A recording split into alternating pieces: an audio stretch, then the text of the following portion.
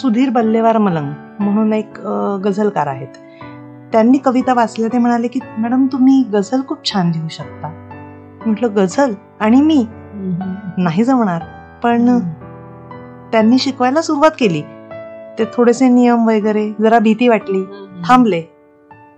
नंतर पुन्हा एकदा गझल गंधर्व सुधाकर कदम ह्यांनी त्यांना सांगितलं, अरे ही पोरगी चांगलं लिहिते, पण तिला मी नेहमी सांगतो की तू थोडं नियमात लिही, म्हणजे आम्हाला जरा त्याला संगीतबद्ध करता येईल, गाता येतील. मग सुधीर सरांनी ते नागपूरवरनं फोन करून मला शिकवत होते. म्हणजे फोनवरनं हे सगळे असे गझलचे धडे गझलचे धडे देत गेले, मार्गदर्शन करत गेले. पहिली गझल लिहिली आणि खूप आनंद झाला. मला झाला, सुधाकर बाबांना झाला. 4-5 गझल लिहिल्यानंतर इलाही बाबांशी ओळख झाली.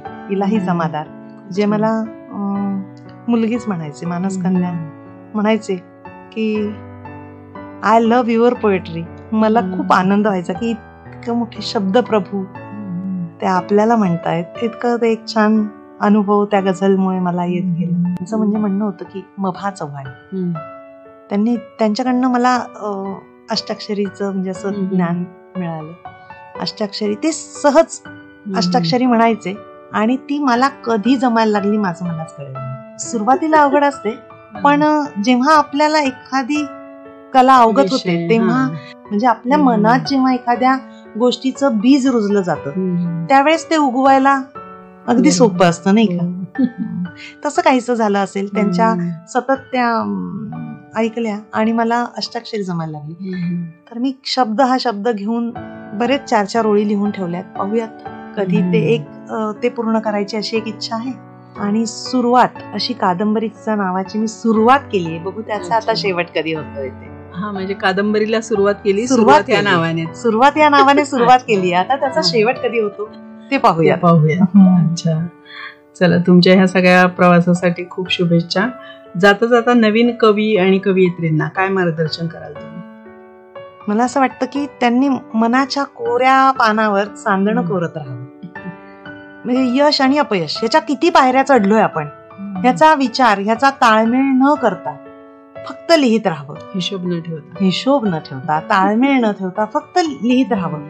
आणि कसं असतं की एखादी कोणती कविता रसिक वर्गाच्या मनातला केव्हा स्पर्शून जाईल हे कवी नाही सांगू शकत. आणि जी कवीला आवडत असेल तीच इतरांना आवडेल असंही नाही. त्यामुळे त्यांनी फक्त लिहित राहावं बस. आणि आपल्याकडे इतकं सुंदर हे साधन आहे, उपलब्धी आहे आपल्याकडे म्हणता येईल, किंवा अजून आपल्याकडे इतकं सुंदर निर्मितीचं साधन आहे मनातल्या भावना व्यक्त होण्यासाठी. बास व्यक्त होत राहावं, बाकी काही करू नये. आणि कधी कोणाला काय भावेल हे सांगता येत नाही, कधीच सांगता येत नाही. बरोबर. त्याच्यामुळे आपण आपलं लिखाण आपण आपलं लिहित राहायचं. प्रसिद्धी मिळो न मिळो, प्रसिद्धीची हाव ही कुणालाच नसावी. मी तर म्हणते कुणालाच नसावी. प्रसिद्धी ना ते एक असं फळ आहे की जे हातालाच कधी लागत नाही असं म्हणतात पूर्वीपासून. आणि कसं असतं की जर प्रसिद्धी आपण म्हणतो यश मिळणं हे सुद्धा एकट्या दुकट्याचं कधीच नसतं.